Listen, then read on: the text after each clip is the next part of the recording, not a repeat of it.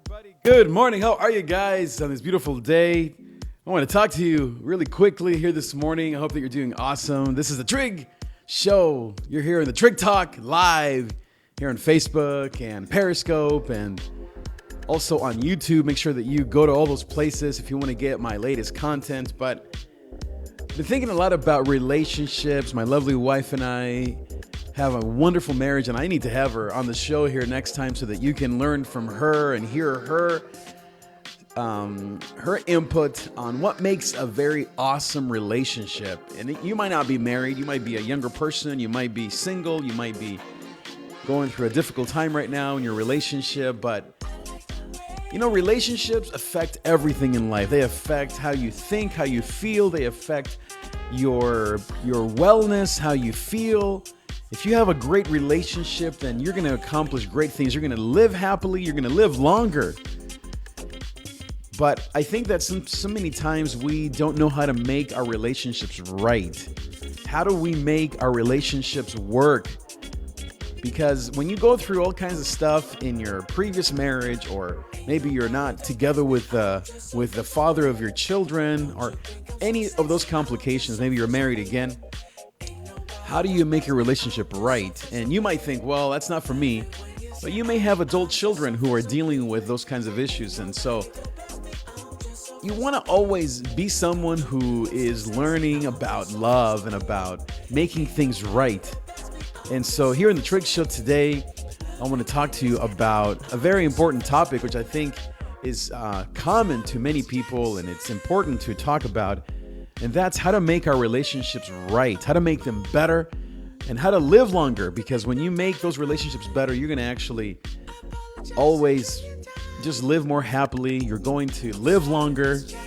You're going to enjoy so much of your life that you're not even going to know what to do with. So I think the most important thing that I've learned, I have 6 tips I want to give you. It's number 1 is to listen, is to have times where you are actually sitting down and talking, and most of all, listening to the person that you love, to the person that you want to improve that relationship with. And it could be even someone at work that you want to have a better relationship with, or with your children, or with your adult kids, your grandkids, is to listen to them. Because people have a lot of things that they're dealing with, that they are thinking about, and people need to just air things out sometimes.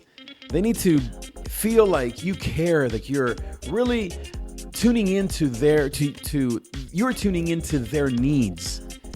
And so many times people just don't spend time anymore talking, or maybe they text, but they don't listen. You can't listen really well when you're always talking, or when you only text somebody else. Listening actually requires that you look at each other face to face, that you spend time sitting together. What I've called it for many years, it's couch time, or people call it coffee time. It could be that you do that in the car. Maybe you're together with the person that you love, your children, your family, obviously with your husband or your wife. But that focused time to be together is crucial so that you can actually listen to each other. Number 2 is to cherish each other, to encourage each other, to lift each other up. What happens, especially in modern days, is that we have, everywhere we go, we feel beat up. We feel like we're not enough. That you have to be more, think more, and improve things more. And then you get home, and what you want is to be cherished. You don't want to have to perform at home as well. And so if maybe it's with your children, you want to make sure that you encourage them after a long day at work or at school. If they're adult children, you may want to text them and say, I love how you did that the other day. Encourage them with words. This is where all the 5 languages of love really come into play. Learning what means the most to that person. But to listen is number 1. Number 2, cherish them. Number 3 is to make sure that you're helping people, that you're actually getting in there and serving them in some practical way. Do something for that person. Many times people feel unloved, or what builds that relationship is when you actually get in there and you get your hands dirty on something that they're really working on. It could be something practical cleaning the garage, if it's maybe for a man, who usually likes his garage. It could be that you change the oil for your wife. If it's for your children, if it's maybe for small children, maybe they're 2, 3, 5 years old, maybe 7, they're not yet teens or pre-adolescents. It could be that you really get in there and you help them with their homework. Or you help them to just figure something out with their young friends. Get your hands dirty, get in there and help them. Number 4 is to make sure that you're giving hope to people. You're giving hope to people that need that, because everyone today needs hope, needs perspective. When you have friends, let's say you're someone who your children are already grown, but you have friends that you want to improve your relationship with. What you can do to make those relationships better is to give them hope, is to provide words of things will get better. Especially when someone's going through a trying time in their physical body, or maybe with their own kids. You want to be able to provide a verse or something that you read, or pass on something that you've seen that will give them hope. Many people, especially I meet so many people that tell me there are different ways that they're feeling hopeless, but one of them is their physical bodies. Maybe they don't feel like they're in shape, or they're struggling to feel strong once again. Make sure that you're giving people hope. You don't have to lie. You don't have to say, oh, wow, this is amazing. Or you don't have to give false hope, but be sure that you're always being that positive person in somebody's life. Number 5 is to pray. Pray for people. If you are married, pray for each other. It's to spend time turning to God for the things that are in front of you. Relationships that really are happy or that are growing are relationships that look to God together. Now, it's okay, of course, to pray alone, or you just pray for someone that lives far away. But to actually pray for each other and do it together is very, very important. It's important because when you hear somebody praying for you, it encourages you, it gives you hope. You feel like that person is what it's called interceding for you, meaning they're going before the judge per se. They're going before God on your behalf. And it really means the world to a lot of people. So pray for each other. And then the last thing, these are, by the way, 6 tips on how to make your relationships better, how to make them last longer, how to be happier in your relationships, and then how to live longer because you have very positive and healthy relationships. So number 1, we said, is to listen. Number 2, cherish that person. Number 3 is to help. 4 is give hope. Number 5 is pray. And then the last one is do fun things together. There is such a need for enjoyment and laughter in life these days because, as I said, we have so many tensions at work, or maybe if you're not working anymore, you feel like you don't have a lot of options, or you feel like you have maybe time, and so you have a lot of options as far as time. And so spend time having fun with a person or people that you love. Maybe it's with your friends. You want to improve your relationship with your friends. You might be a younger person, or you might be an older person, wherever you're at.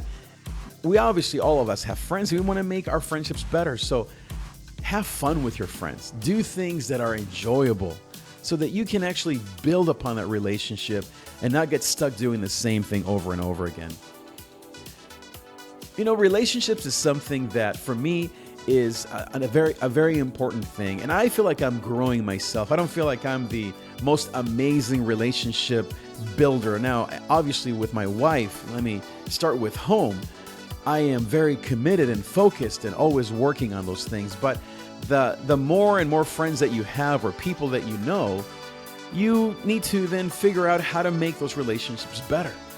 And so I'm not perfect in this. I'm growing, but I'm growing. I'm learning to improve and always trying to find ways to give people hope and to be there for people in their times of need. Because remember, you don't have to be there for people 24/7 every second of their lives.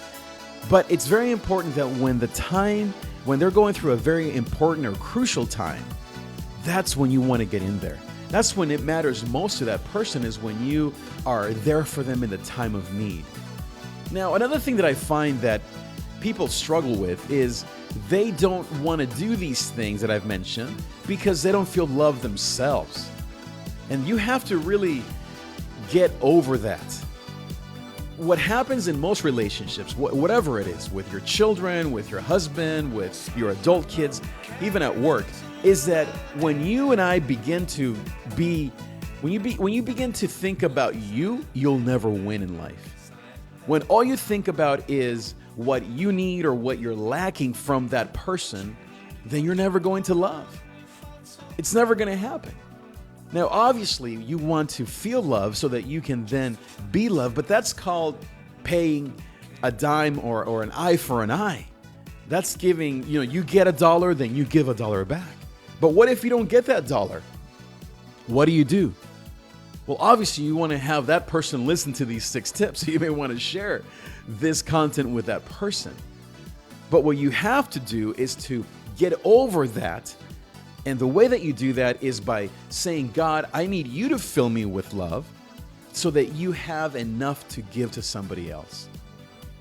But now, I guess on the other side of that, if that goes on for too long, if you never feel love from that other person, then you have to think about, well, is that person really loving me?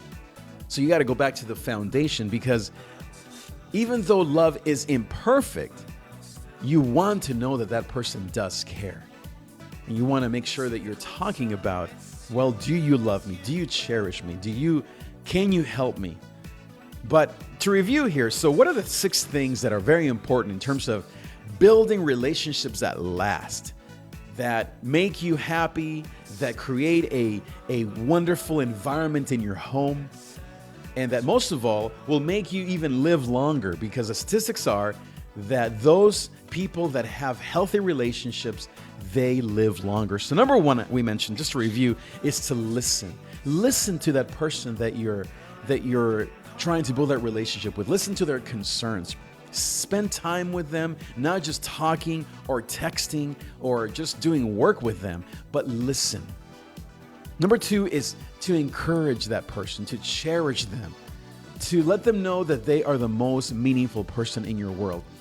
Now, at work, how do you implement this? Well, it just simply means, going back to listening, that you have times where you talk as a team or as a staff or as people that work together. Even if your boss doesn't do that, you guys as friends or as coworkers can listen to each other, not to gossip, but to talk about life, talk about ways to improve maybe your work together. Number 2 is cherish. How do you encourage somebody at work? Well, it's very easy to see what people value.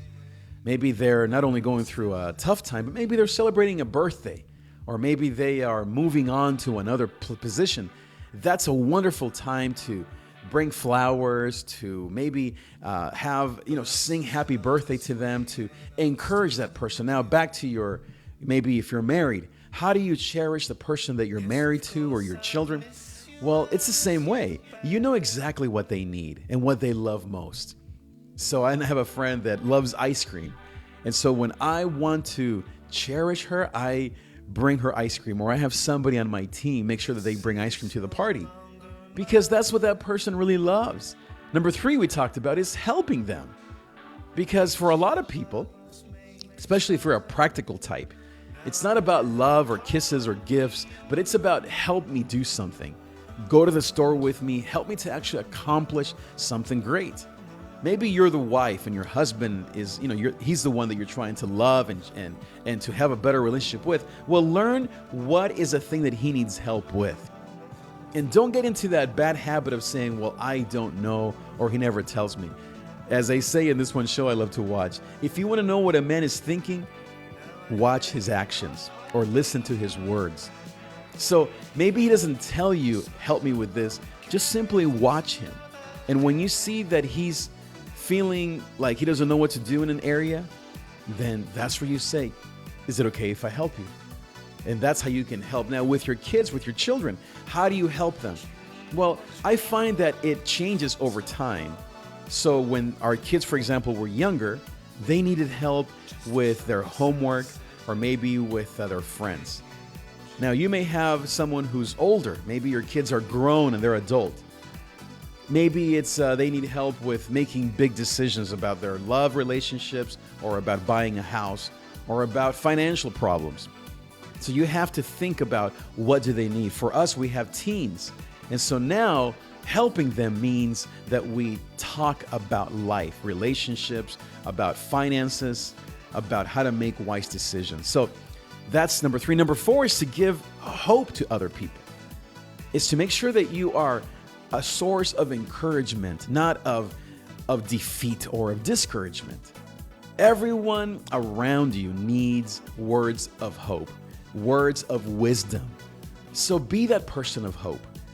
Think about ways that, or maybe think about what they're going through, and maybe if you see that person that you love struggling in a certain way, give them that lift. That's where texting, I think, is so important. Text them a verse that will encourage them. If maybe they're not adult, maybe they're children. How do you encourage a young child? Well, you can sit with them. You can see kind of what their love language is. Maybe you do go and buy an ice cream or a healthy snack with them to lift up their spirits after a tough day at work. Give hope. That's the most beautiful thing that we as humans can do for each other, is to provide words of hope or actions of hope. Number 6, that's number 4. Number 5 is to pray, as I mentioned. Pray for the people that you're trying to love, that you want to love. Pray for them, and most of all, it's pray with them. Because when you pray with someone that you love, there's a great sense of connection to God. And even if you don't see each other often, or maybe you're not very close to that person physically, call each other on the phone every day, let's say at a certain time, and say, let's pray. I want to pray for you. And if you're the one that has to, quote, pray for them, then you do it. It doesn't really matter who initiates the prayer. If that's something that's dear and near to your heart, then you do it and you pray for that person and be an example to the other person. And then the last thing, as I mentioned, is to have fun. Make sure that you're having fun and that you are spending time doing things that you enjoy. You have to have a balance. You can't just be doing all the hard work and being someone that's just paying the bills and doing everything right. You also want to have fun. Now, you also want to balance the fun. If you're someone who's always wanting to go to the next party and have events every night, there may be something wrong there. You might be running away from something. You might be hoping that these parties will improve your relationships. You have to have everything in balance and in moderation. Have a good connection with your partner or with your kids so that fun is really more of a celebration than a calibration. So in other words, instead of having that fun be a way to make things better, it's really just a way to improve or to celebrate what's already there. So I hope that these tips, my dear friend, have helped you. I want to always give you some quick tips in the morning as you drive to work or as you're getting ready at home, or maybe you're watching this later this evening or this afternoon, so that you can be filled with tools that will help you improve your relationships. Be sure that you subscribe and you come here to these Trick Talks every day about 8 a.m. to give you that encouragement and that bolt of energy so that you can go about your day. And be sure to share this video with your friends and give someone that needs to know how to improve their relationships a tag, or you can forward them this message. Or make sure that you also, if you're on Periscope, that at the bottom of the screen there are 3 buttons. Press those 3 buttons so that you can subscribe to my channel on YouTube. Of course, subscribe. If you haven't gone to my YouTube channel, be sure that you go to my brand new channel and that you can add your name to the list and get these videos right into your inbox. And then finally, if you are here on Facebook Live, at the end of this video, there will be a button that says notifications on. Be sure that you press that on button so that you can receive a notification every time that I'm live. Well, I am so excited. Thank you so much for being here, guys, and I will see you next time.